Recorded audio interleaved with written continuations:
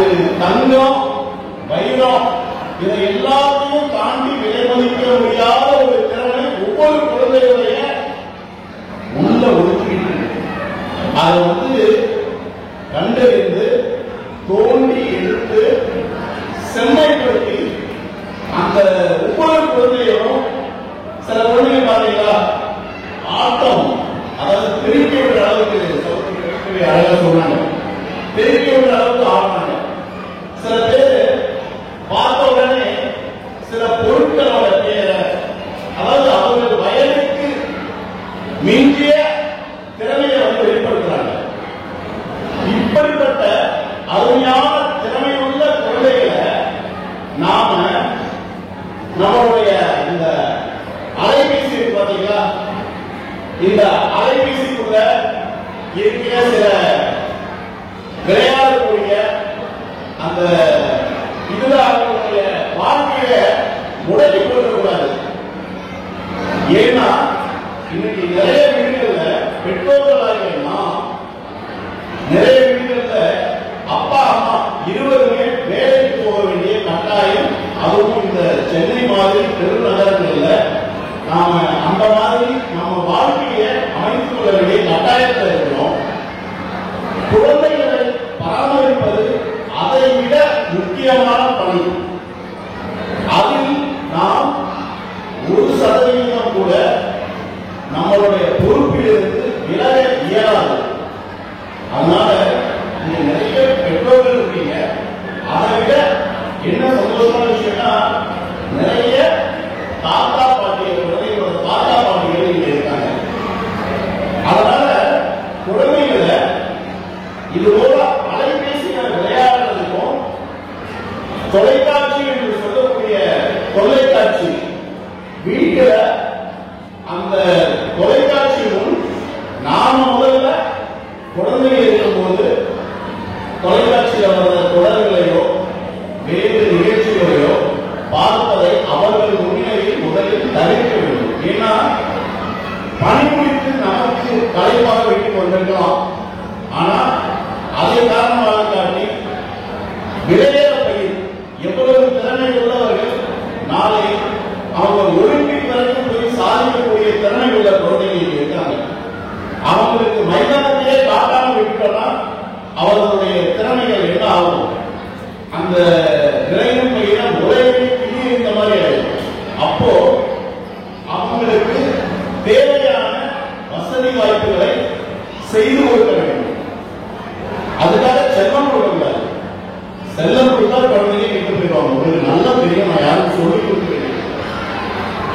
அவர்களுக்கு உள்ள திறமைகளை வளர்த்துக் கொள்ள என்ன தேவையோ அதை மட்டும் செய்து கொள்ளுங்கள். Not more, not less. What is exactly required for sharpening their skills so that they will achieve better in academics, achieve better in sports. முக்கியமான சகோதரி வைஷ்ணவி சொல்றது போல அவர்களை மைதானத்திற்கு அனுப்பி விளையாட சொல்லுது. இங்க பார்த்தீங்கன்னா இதே திருமண மண்டபத்தில் அவர்கள் ஓடி ஆடி விளையாடி கொண்டிருக்கிறார்கள். ரொம்ப மகிழ்ச்சியா விளையாடி இருக்காங்க.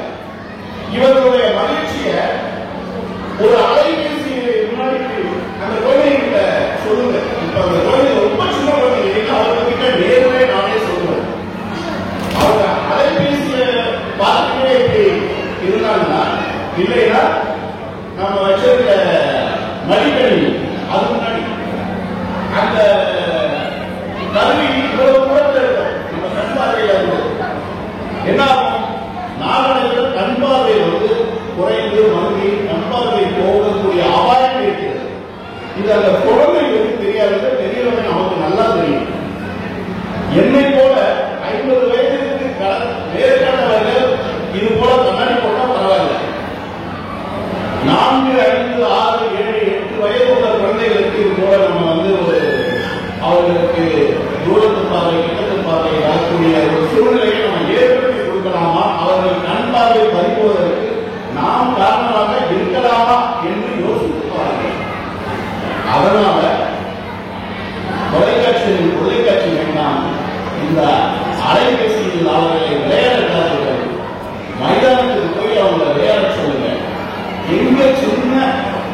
மைதானம் ஒரு பூங்கா வீட்டுக்கு பக்கத்தில் இருந்தா அங்க தினமும் விளையாடுறதுக்கு அவங்களுக்கு ஒரு வாய்ப்பு ஏற்படுத்தி கொடுங்க. அவங்க கூட பெற்றோர் அப்படிங்கிற ஒரு பெரியவருடைய ஸ்தானத்தில் இருக்கணும்னு அவசியம் இல்லை. அவங்களுக்கு சமமா தோழன் தோழன் சொல்லுவாங்க. உங்க குழந்தைகளுக்கு நீங்க ஒரு தோழனா இல்லை. தாத்தா பாட்டி தினமும் அவங்களுக்கு கதைகள் சொல்லுங்க. Teach your grandchildren moral stories which we had learned during our childhood. These stories will teach them values on a daily basis. தினமும் அப்பாவோ அம்மாவோ தாத்தாவோ பாட்டியோ அவங்களுடைய அந்த குழந்தைகளுக்கு வீட்டில் இருக்கிற குழந்தைகளுக்கு பேர குழந்தைகளுக்கு கண்டிப்பாக ஒரு நன்னெறி கதையை சொல்லிக் கொடுங்க. அது மூலமா அவங்க ஒழுங்கத்தை கற்றுக்கிட்டோம், கட்டுப்பாடுன்னா என்னன்னு கற்றுக்கிட்டோம், நேரம்னா என்னன்னு கற்றுக்கிட்டோம், பணம்னா என்னன்னு கற்றுக்கிட்டோம், நம்ம நோயில்லாம வாழறது எப்படின்னு கற்றுக்கிட்டோம். மைதானத்தில் போய் விழுந்தாங்கன்னா எழுந்து ஓடணும்னு அங்கதான் கற்றுக்க முடியும். வீழ்வதில் தவறில்லை, வீழ்ந்தே கிடப்பதுதான் தவறு. மீண்டும் எழ வேண்டும், ஓட வேண்டும், வானத்தை நோக்கி அவர்களுடைய பயணம் இருக்க வேண்டும். அவர்கள் வெற்றி பெற வேண்டுமானால் அது பெற்றோராகிய நம்பிக்கையில் இருக்கிறது. ஆசிரியர்கள் எவ்வளவு அருமையாக ஒவ்வொரு குழந்தையின் திறமையையும் கண்டறிந்து அவர்களுக்கு ஒரு நல்ல மேடையை ஏற்படுத்தி கொடுத்து இந்த பிரசன்ஷியா அறக்கட்டளை இந்த பள்ளி அந்த பள்ளிக்கூடம் எப்படி அமைந்திருக்கு பார்த்தீங்கன்னா learning by doing, activity based learning. It helps sharpen your sensory skills, motor skills, cognitive skills, hand eye coordination மூலமா அவங்க கத்துக்கிறாங்க. They are learning through hand eye coordination. அருமையான ஒரு பள்ளிக்கூடத்துல உங்க குழந்தைகளுக்கு ஆரம்ப கல்வியை கொடுத்திருக்கீங்க. இத அப்படியே இந்த அடித்தளத்தை நல்லா கட்டமைச்சீங்கன்னா இந்த கட்டணம் விண்ணை போன்ற அளவுக்கு வளரும். இந்த குழந்தைகள் கல்வியில் சிறந்து கல்விவார்கள். ஏபிஜே அப்துல் கலாம் போல ஒரு விஞ்ஞானியாக வருவார்கள், அல்லது விண்வெளியில் சிறுகல்வியின் போல சாதனை புரிவார்கள், அல்லது ஒலிம்பிக்கில் சென்று தங்கப் பதக்கம் பெற்று இந்தியாவுக்கு பெருமை சேர்ப்பார்கள். அது நாம் ஒவ்வொருவரின் கையில் தான் உள்ளது. அவர்களுடைய திறமையை மேடையில் கண்டுபிடித்தோம், கைப்பற்றி ஆதரித்தோம். அதோடு நின்று விடாமல் தினந்தோறும் அவர்கள் திறனை மேன்மேலும் சிறக்க அவர்களுக்கு என்ன தேவையோ அதை மட்டும் வழிவகை செய்து கொடுக்க வேண்டும். இந்த பொறுப்புகளோடு நாம் செய்ய வேண்டிய கட்டாயத்தில் இருக்கிறோம் என்று வலியுறுத்தி ஏற்கனவே 3 மணி நேரத்துக்கு மேலே இந்த குழந்தைகளை அவங்க கூட்டிட்டு வந்த பெற்றோர்கள் தாத்தா பாட்டியை எல்லோரும் ரொம்ப ஒரு கலைப்பான ஒரு நேரத்தில் இருக்கீங்க. அதனால இதுக்கு மேலேயும் நீங்க அறிவுரை சொல்லி உங்க எல்லோரையும் நான் கஷ்டப்பட்டதில்லை. ஆனால் பொறுப்போடு செயல்படுவோம். ஏனென்றால் நானும் எனது வீட்டில் அந்த பொறுப்போடு செயல்பட வேண்டிய கட்டாயத்தில் இருக்கிறேன். அந்த பயணத்தில் உங்களையும் என்னோடு சேர்ந்து இணைத்து வருகிறேன். நாம் எல்லோரும் சேர்ந்து நம் குழந்தைகளுக்கு ஒரு வலிமையான எதிர்காலத்தை ஏற்படுத்தி கொடுப்போம். இது போன்ற கல்வி நிறுவனங்களை கொடுக்கும் அருமையான வாய்ப்பை பயன்படுத்தி நம் நாட்டிற்கும் அந்த குழந்தைகள் பெருமை சேர்க்குமாறு ஒரு வழிவகை செய்து கொடுப்போம் என்று கூறி வாய்ப்பு இந்த வாய்ப்பை எல்லோருக்கும் நன்றி கூறி விடைபெறுகிறேன். நன்றி. என் பையன் அப்படிங்கிற சந்தோஷ் ஸ்கூல்ல. ஸோ இந்த ஸ்கூல்ல எனக்கு பிடிச்ச விஷயம் என்னன்னா, இப்போ நம்ம ஊர்ல நிறைய ஸ்கூல்ல திருக்குறள் சொல்லி தருவாங்க, ரொம்ப பெரிய கிளாஸ் சொல்லி தருவாங்க. ஸோ இங்க வந்து ஜெயமோகனே வந்து திருக்குறள் சொல்லி தருவாங்க. ஸோ அது ஃபர்ஸ்ட் டைம் வரும்போது திருக்குறள் சொல்லுவாங்க. ஸோ அது anything else you want to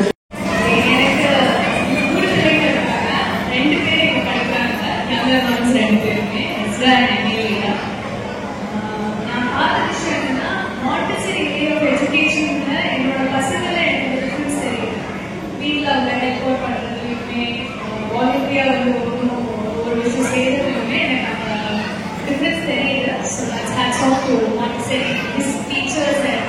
way you teach them. So that's something that I've seen already. So thank you for that. எங்க ஆன்டி சொல்லியிருந்தாங்க, நீங்க ஆன்டி சொல்லியிருக்காங்க பயப்படக்கூடாதுன்னு சொல்லியிருக்காங்க. நான் சொன்னா கேட்க மாட்டேங்கிறான். எங்க ஆன்டி சொல்லியிருக்காங்க அப்படின்னு சொன்னா யூஸ்வலா ஏதாவது பண்ணணும்னா எங்க ஆன்டியில சொல்லியிருக்காங்க, எங்க ஆன்டியில சொல்லியிருக்காங்க. ஏன் நான் இப்ப சொல்லி கொடுத்துருக்கேன், அவனுக்கு எதுவுமே தோண மாட்டேங்குது. எங்க ஆன்டி சொல்லியிருக்காங்கன்னு சொல்றேன். அந்த அளவுக்கு டீச்சர்ஸ் நல்லா நாலேஜ் ஆயிட்டாங்க.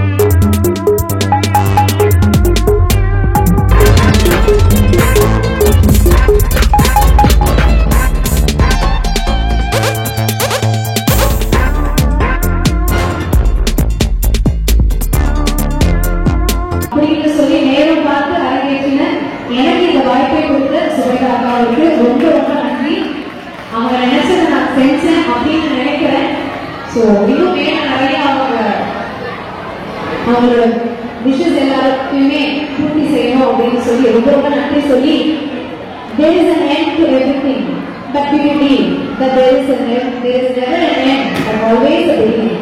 Thus to conclude today, I request you all to stand on your feet as we hear our national anthem.